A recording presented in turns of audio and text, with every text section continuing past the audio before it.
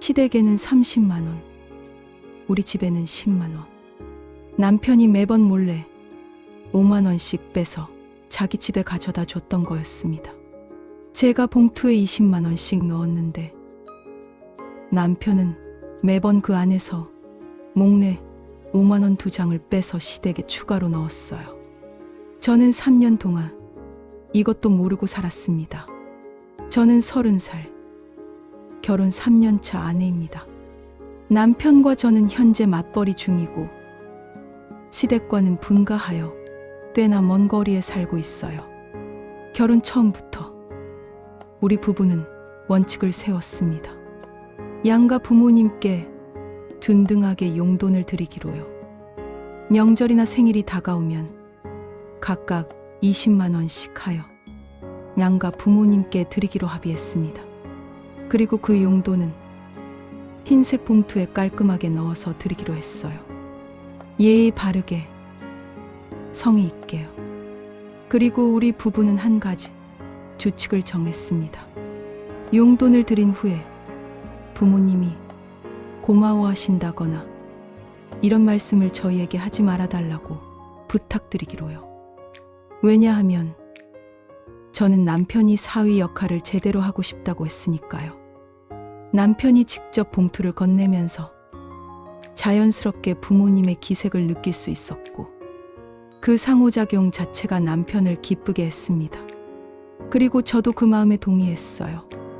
어차피 용돈은 작은 성의일 뿐이고 그에 대해 따로 고마운다거나 감사하다는 말이 오가면 오히려 어색하고 부담스러운 분위기가 될 것 같다고 생각했거든요.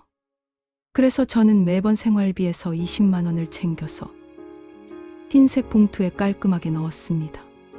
그리고 남편이 양가 부모님께 직접 전달해 주었어요.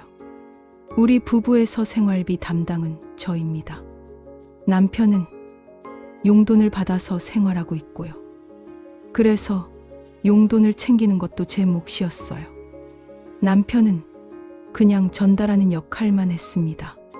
처음엔 이 체계가 완벽하다고 생각했습니다. 공평하고 깔끔하고 서로 불편한 마음 없이 잘 지내는 것 같았어요.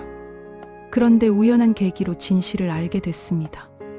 안부 인사를 하려고 시어머니께 전화를 드렸는데 시어머니께서 갑자기 용돈 얘기를 꺼내시는 거예요.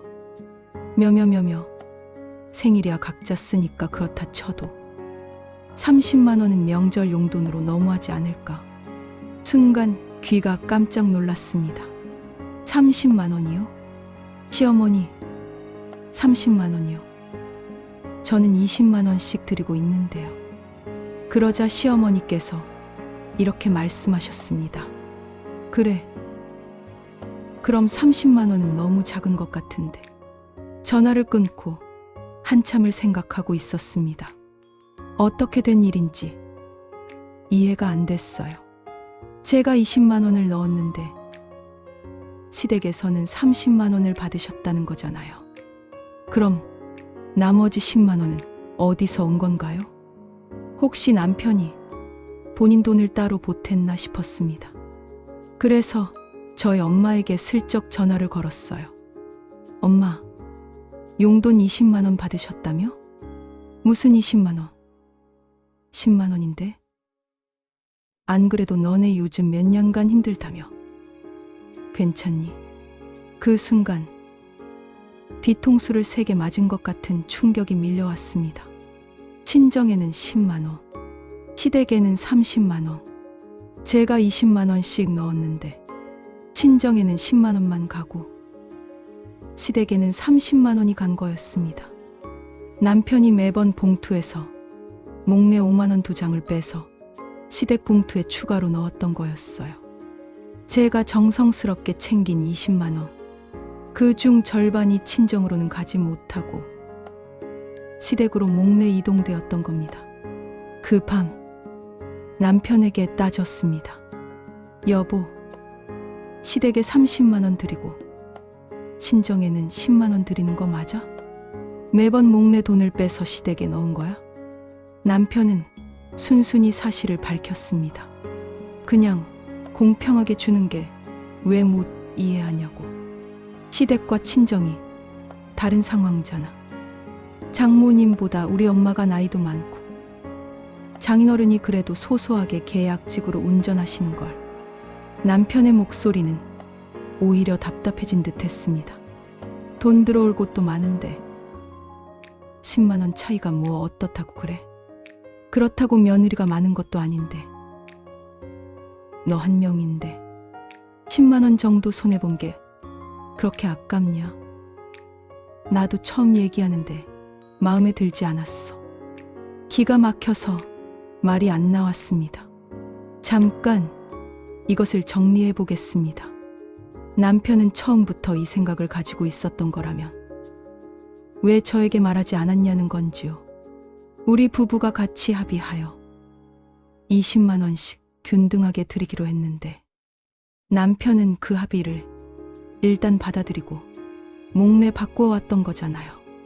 저는 3년 동안 매번 정성스럽게 20만 원을 봉투에 넣었습니다. 그리고 남편은 그 안에서 목례 돈을 빼 두 곳으로 나눠 넣었습니다.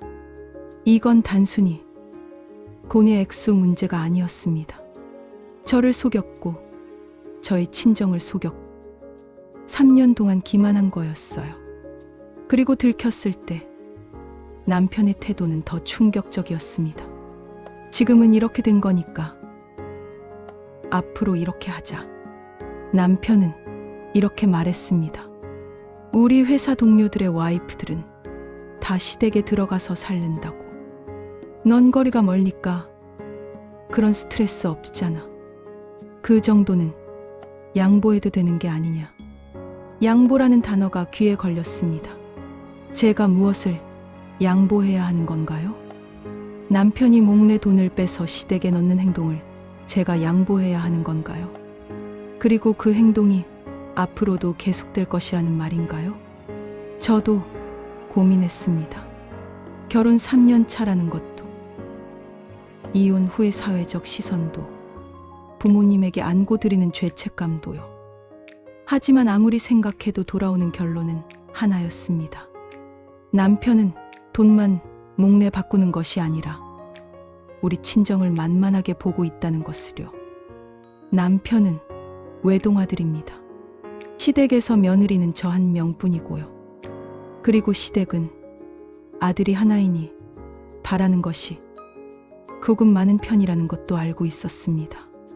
하지만 남편이 그 시댁의 기대에 부응하기 위해 저희 친정을 만만하게 다루는 건 별개의 문제입니다. 남편은 제가 친정에 대해 특별히 신경을 안 쓰는 사람이라고 생각했던 것 같습니다. 분가하여 멀리 살고 있으니까요. 하지만 아무리 멀리 살아도 친정은 친정입니다. 부모님은 부모님이에요. 그리고 제가 돈을 챙기는 사람이라는 걸 잘 알면서 그 안에서 목례 돈을 빼는 건 저를 직접 속이는 것입니다. 이제는 앞으로 각자 부모님께 몽돈을 드리는 것을 각자가 챙길 것입니다. 남편은 남편이 시댁에, 저는 제가 친정에 직접 드리겠습니다. 그리고 이것 하나로 남편을 완전히 용서할 수는 없습니다. 돈의 액수보다 남편이 저와 친정을 대하는 마음이 문제이기 때문입니다. 남편이 앞으로 달라질 수 있을지 아직도 확실하지 않습니다. 3년간의 결혼 생활에서 처음으로 남편에게 깊은 의심을 품게 됐습니다. 앞으로 남편을 믿고 살아가는 것이 가능할지 아직도 마음이 정리되지 않아 있습니다. 하지만 한 가지만은 확실합니다. 앞으로는 고구가 되지 않겠다는 것을요.